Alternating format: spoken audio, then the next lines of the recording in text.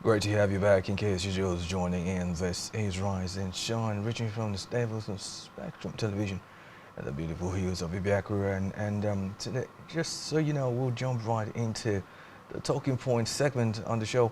And today we're going to be discussing something of great importance, and pretty much comes from the built environment.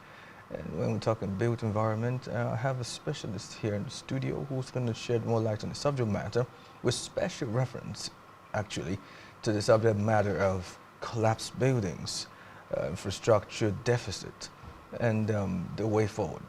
And in the studio, I have with me the Akwa State Chairman of the Nigerian Institute of Building. I'm talking about none other than Builder Yime Asiat, who's here with me to discuss this subject matter. Good morning, sir, and welcome. Good morning, Obong, good morning. Yes, sir. You're welcome to the program.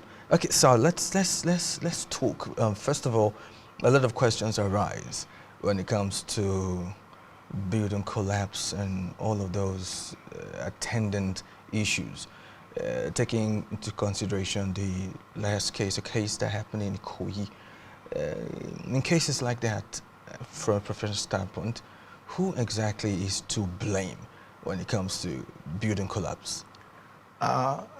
It is, for instance, the incident at Gerald Road, Ikoyi. It's not new. It has been a recurrent and sad development over the years, especially in the axis of Lagos. You know, each time that happens, the government gets up, puts up a panel of or a tribunal to investigate, and you want to ask from the professional standpoint as a builder. We too have done our investigations, especially not particularly on the Gerald Road 21-story collapse, but the ones that have come before. And we always see that the major reason for this collapse hovers around quackery.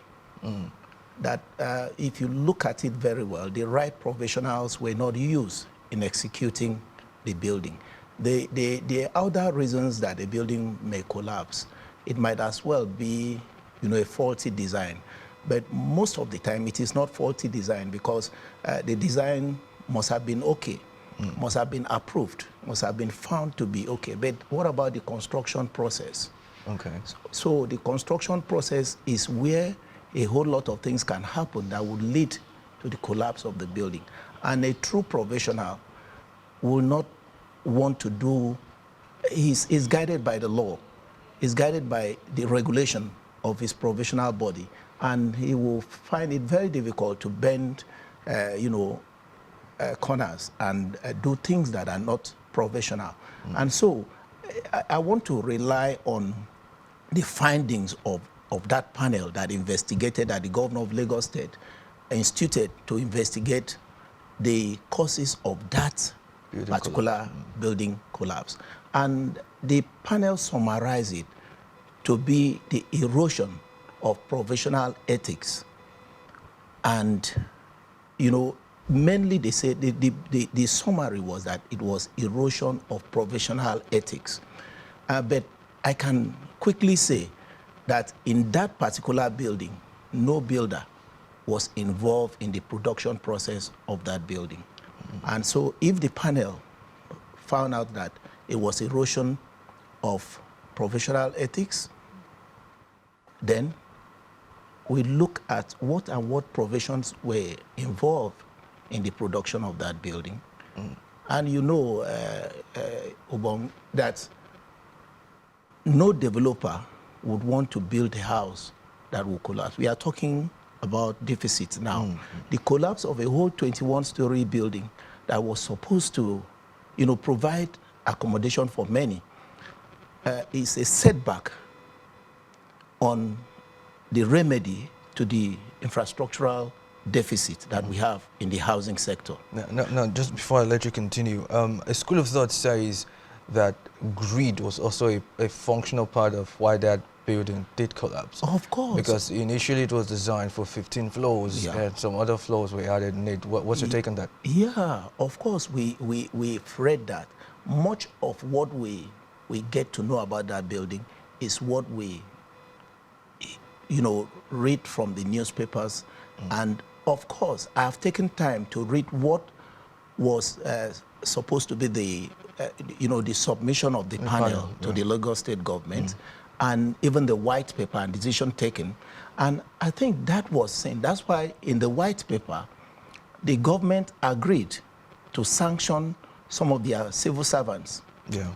That were connected with task with responsibility of regulation. Yeah. They decided, and also to sanction, to even sue the developer, the company, the developer, Fourscore Heights Limited.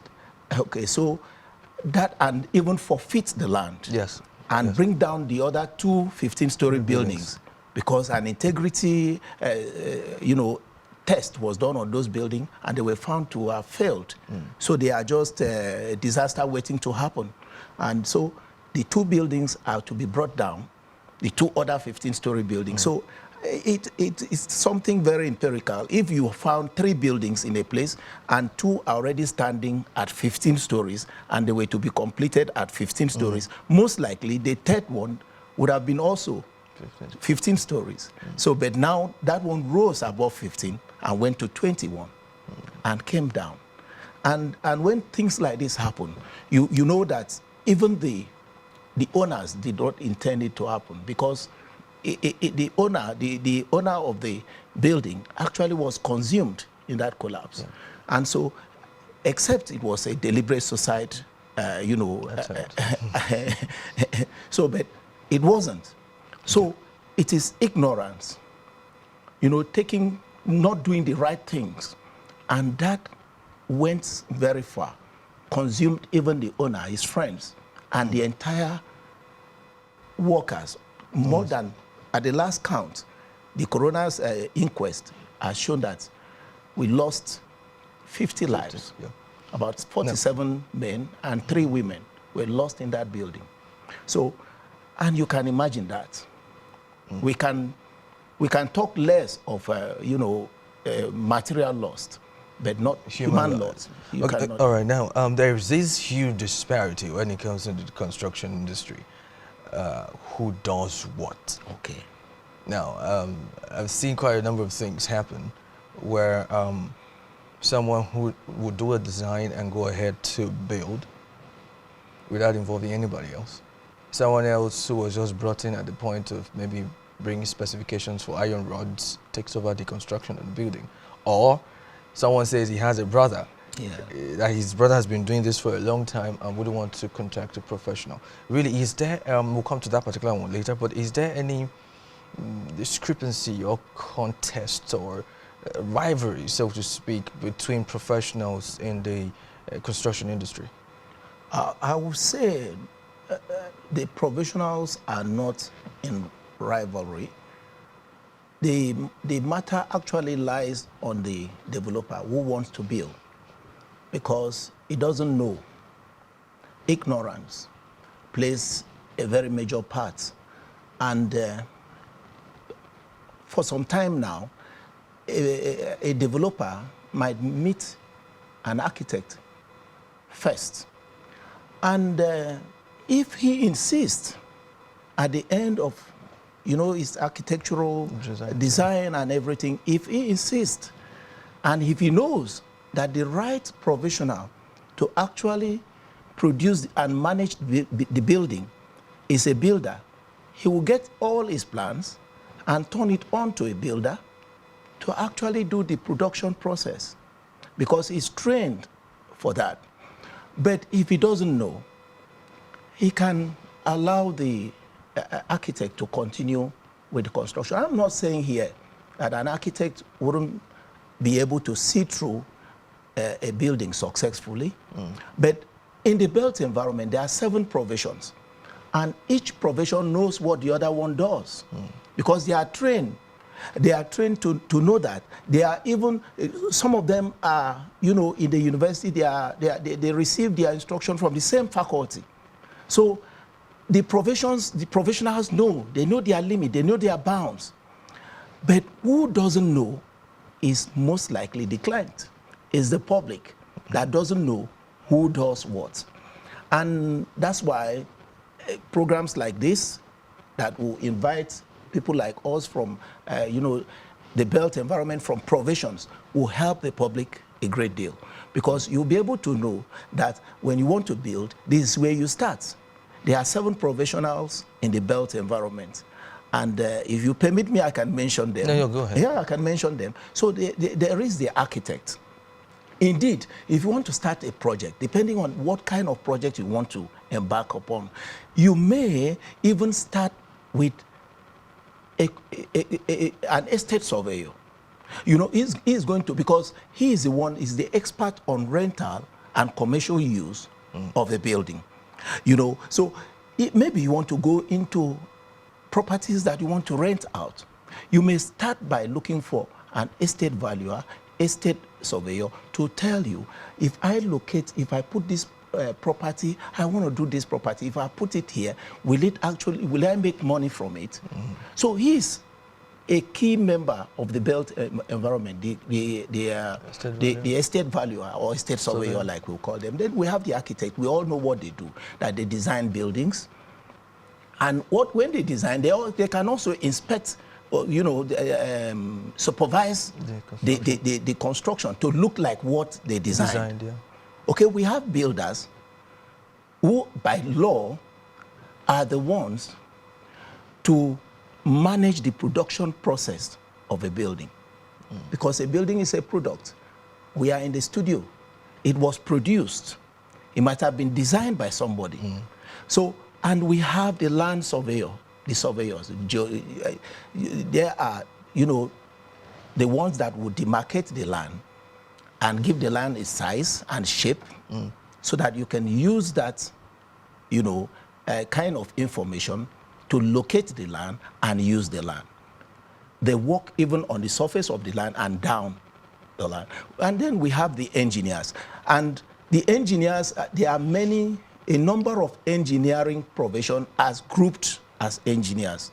You know, they may be civil and structural engineers, they may be electrical engineers. We are sitting down here, we have the studio lights and all that. Then they may be mechanical engineers, you know, taking care of the ACs. We are all this we are saying in relevance to building, you know, the built environment. That's right. Okay, then we have the quantity surveyor that advises on costs, you know, that can, before you even start, by the time the plans are ready from the architect, you should be able to turn your plans to a quantity surveyor who will now be able to advise you on the cost, who will sit down and let you know the cost, the current cost, and track the cost of your development for you. Then we have the town planner, who is also taking care of, you know, the arrangements, the way the town is planned, the way the buildings are going to be placed. If there is no proper planning, somebody will just put his building just by the road, maybe at the center of the road. So they do the normal town planning in the city. And they are the ones that will ensure that these buildings are placed properly. Right, you know, a town planner can even work. It's not that it must always work for government. You know, when you have an estate development, a town planner should be brought in to, you know, arrange the way the buildings and the roads to zone them, will be. Yeah. Basically. So there's really no conflict. No, there are no conflicts because by study, by training, all these provisions know what the other one does. All the provision, the built environment provision, they know what the other person does. So there is no conflict in the provision. But I think the conflict is out of, what seems to be the conflict is out of ignorance of developers that wouldn't know. Like you've said earlier, okay, my brother does this. Let him, I have seen this one does something like this before. Let me bring him in to do it. So because he doesn't know, much of what we come to understand is that many developers do not know. I have come to meet some that will look at me and say, I didn't know the difference between building and other built environment provisions. I didn't know there is a distinct difference between building and maybe engineering in one hand and architecture in the other. Okay, real quickly before we take a break, you just said something which I did mention earlier about someone who says his brother has done something similar before, and he rather would give the job to his brother because his brother charges less, of course, his family member, right? And but as compared to giving it to a professional. Yeah. How does that affect the built environment? That's the no. Hold on. We'll take a break, and when we come back, we will continue that conversation. Remember, this conversation is live on our social media handles on Facebook and Instagram with the handle at SpectrumTvNG, and the website is www.spectrumtv.ng. We're back after the break. Please stay. Follow Spectrum TV everywhere you go on your Android and your iOS devices. Join our social media community.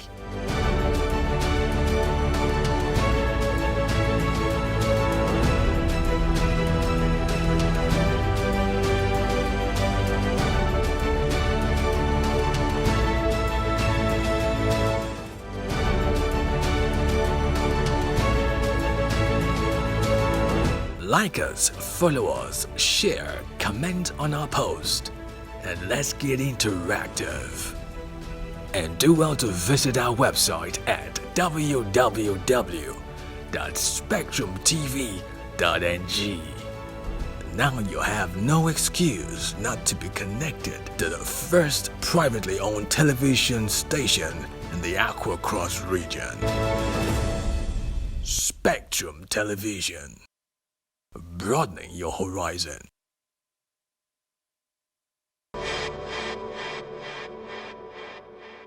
Great to have you rejoin us on the program, and yes indeed, it's still Rise and Shine, and I am still playing host to Builder studio, and of course he is the Akwa Ibom State Chairman of the Nigerian Institute of Building. I'm talking about Builder Eshiet, who is still here, and we're talking the built environment with special reference to infrastructure deficits. Who is to blame, basically? And we'll just jump back into the subject matter. Before the break, I did ask the question, how do we handle situations of that nature where you bring and a professional gives you a bill or gives someone, a client, a bill, and the bill says a certain amount and the client says, no, don't worry, I have somebody who, my brother or my cousin or somebody I know who would charge far less than this, and he could handle it. He's been doing it for a while. Now, how do we marry that to professionalism? Yeah, I think the problem we have is that everybody lives in a building. Building is one of the most common thing. If your car has, let me say, a car, if your car breaks down or has a problem, you wouldn't be sentimental about your car. You take it to the right mechanic to fix it. And you wouldn't say your brother that appears to be a mechanic will come and fix it for you. So, but I think over time, building is one thing that people pay less attention about, the building production process. And so one can take the risk. We earlier talked about the 24-story building collapse. You know, in that building, the developer was also the contractor. It was the one employing all the professionals, maybe in quotes, and all the, key players into the project. He wasn't a professional in the built environment in any way. He's just a developer. And it would have been him employing the right people to do the job for him.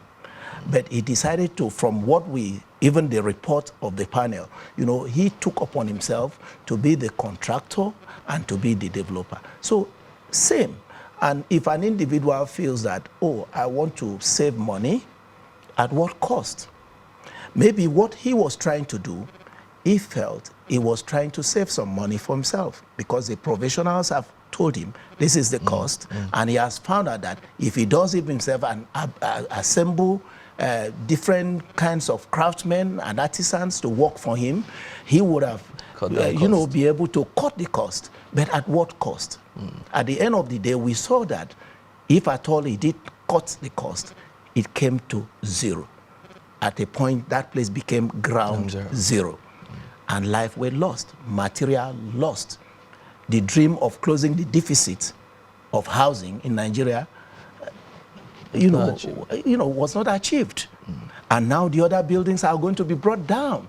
He had good intention. If at the end of the day his product has come out, he would have closed the deficit in a way. But now, so individuals that want to cut corners use the people they think they know. If I want to put something that has to secure my life, because a building like the one we are sitting down here has to protect us. Building is an enclosure that gives protection and put us away from the weather and keep us safe. So a building has to be safe during construction and after construction. So if a building owner decides to give his project to somebody that is not equipped, by training to deliver that project, he's taking a risk. And he might enter the house now and use it, but after some time, a lot of things will happen. They may not be even like a collapse, like we have. The extreme case is collapse. But what about other matters? You may have less functional building, and that you may live in a less functional building. Ubong, when you build a house, there is very little you can do again to modify. At times, people want to modify. If there is no provision, it was not properly made to have ventilation, you will never have that ventilation. You have to live in that house like that. So you will not have a functional house. So, and all that is because you left out the professionals who are trained, who have received specific training on delivery. Now let's look at the processes involved. Now, at what point does what professional come in? Now, especially with reference to getting drawings or approved before building commences. Okay. Now there are regional and town planning and development laws, and they are domesticated in states. Every state has its own law. Sure. That it's suitable for its own operation. And for instance, in Akwa Ibom, part of that law is the creation of Uyo Capital City Development Authority. And when we talk of Uyo Capital City, it does not limit Uyo to the Uyo township, so to say. It spreads. So part of, you can see almost the whole of Ibesikwa Sultan local government is within Uyo Capital City. Nsiribom, part of Nsiribom is within Uyo Capital City. Almost all of Itu local government is within Uyo Capital City. So they are empowered by law to regulate building control and building development. So, and they are supposed to be, to have the right kind of professionals to do this control in accordance with the law. And in Lagos State, like we have, it's more or less like our case study today. We have Lagos State Building Control Agency. It is under the bigger, law, that is Lagos State Urban and Regional Development Law. So, and again, too, that agency is also empowered by law to make sure that buildings are constructed properly and they have all the professionals, And so they have each state, through these agencies that control development, have their own requirement. There is no national requirement per se for all. Yes, so it's domiciled in states. But there is something, Ubong, that I would like to bring into the discussion today. You see, there is a national building code. A lot of people don't know about that. This is a document that was, produced by the National Council of Works and Housing. A National Council of Works and Housing comprises of the, the Minister of Works and Housing, and then the Commissioners of Works and Housing in all the states. And in conjunction with all the 7 professionals in the built environment, we're part of that. And that started as far back as 1987. And, and brought up a document called National Building Code. And the National Building Code is, is a document that was published in 2006, but has been recently reviewed in 2017. Now, that would have been the template that even the states would have used to run their regulations on building control. But as we speak, that document is not being used. So that is the document that would have put all the states in Nigeria, including the Federal Capital Territory, on about same pedestal when it comes to building approvals. There may be some minor, changes, but we don't have that as being domesticated in states. But the document is there. The states know about it. They know about it. That is what would have controlled building construction in all its ramification, from design stage, in fact, pre-design stage, to design stage, to the construction stage, and to the post-construction stage. And even to deconstruction stage, because there is also deconstruction. Yeah. When a building had outlived its use, you need to bring it down. Sure. It's a professional work involved in that. Okay, because of the lack of time, I want to bit. Let's look at quite recently, the Nigerian Institute of Building celebrated Builders' Day. Yeah. What import is that, especially to the average Nigerian, and then to the built environment? Again, it is a Builders' Day is a sensitization and advocacy event. I would say the Builders' Day is not a celebration per se, but I would see it like as an event, because the event is put on the 13th of March of every year. That is the climax of the event. And how did we get to 13th of March? That was the day a building, a 5-story building, located at 63 Massey Street, in an area of Lagos called Itafaji, collapsed. And on the last floor of that building was a school. In fact, a nursery and primary school. And that was very painful, that children were consumed, died in that very building collapse, in their dozens. They were in school, and they died. And that happened on 13th March 2019. So the Nigerian Institute of Building was so pained by that incident that for advocacy, for sensitization, we decided to put that day as a day of letting the public know about our profession.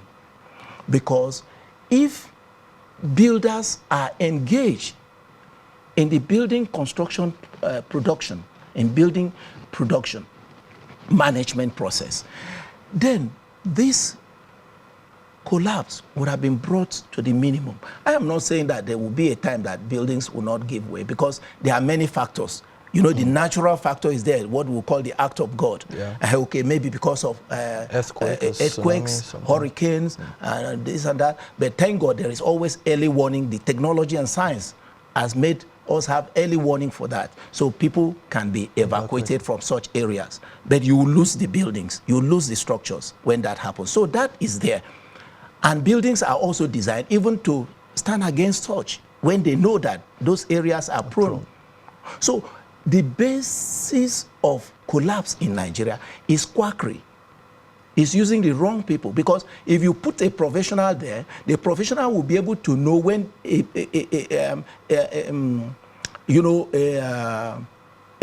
poor material, a defective material is brought to site. It will be able to detect it even at face value. If you bring sand, mere sand, sharp sand to my site, and you want to deliver it, I will take it.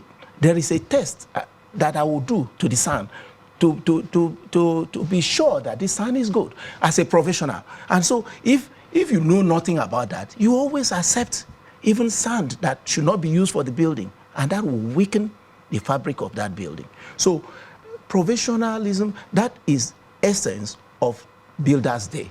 And it climaxes on that 13th of March, but it starts like a week before. And so it is merely a sensitization and advocacy period that builders will engage stakeholders, will go out and let people know that you build wise and build right when you engage a professional builder. All right, just before I let you go, what are the major challenges facing your profession? You've mentioned quackery. Yeah. Yeah. Okay, as a body, as Nigerian Institute of Building, Akwa Ibom State Chapter, what are the challenges that the profession is facing with reference to this subject matter of building, maintenance, and construction and all of that? It is, the challenge will still be that of ignorance. As we speak, Obong, you know, the University of Uyo, for instance, has a building department. In that building department, they have 4 professors and about 10 PhD holders. They are all builders. And they've been churning out building graduates over the years. But I can tell you, Obong, you didn't know about that, did you? Be honest with yourself. But so the immediate challenge, I would say, is that of ignorance, and that of people do not know about the building profession. And I find people calling me engineer from time to time, and it's a tall, you know, a very challenging thing to explain, keep on explaining. I know I'm not an engineer, I'm a builder. You know, so we want to push that in, let the people actually know. Okay, even in the Ministry of Housing in Akwa Ibom State, because you are asking me, what are the challenges? Now, in the Ministry of Housing in Akwa Ibom State, before now, some time passed, they didn't have builders. They didn't even have a building department. But somehow, they saw the template in the national, and now they have a building department, and they have builders working there. They have duties for builders.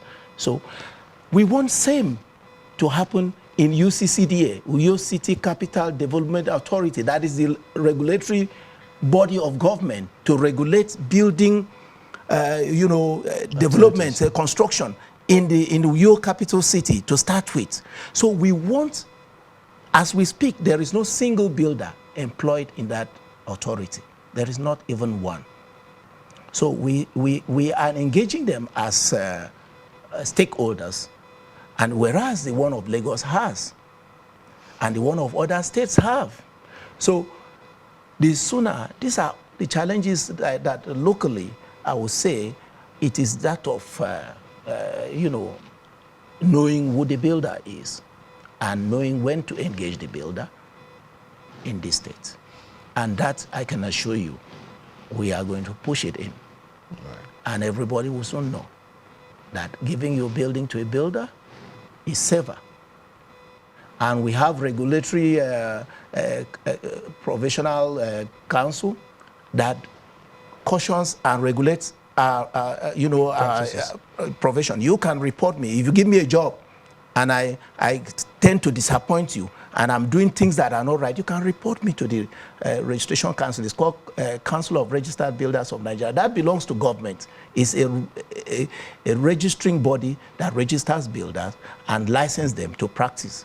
So you can report. And they have sanctions for such. But after investigations, they may sanction me. And knowing that they are there to watch as a watchdog over my practice, I will deliver. I will do the right thing. All right. All right, very well. I want to say a huge thank you to you for coming on the program. Thank you. And in case you just joined in, I have been playing host to the chairman of Akwa Ibom State Chapter of the Nigerian Institute of Building, and the person of Builder Unyime Asia. And he shed a whole lot of light on the building deficit, infrastructure deficit, I beg your pardon, with reference to Akwa Ibom State. And I'm sure you've picked one or two things. And just so you know, this conversation has been live on our social media handles on Facebook and Instagram with the handle at SpectrumTv. And we want to do well to visit our website at www.spectrumtv.ng. Follow Spectrum TV everywhere you go, on your Android and your iOS devices. Join our social media community.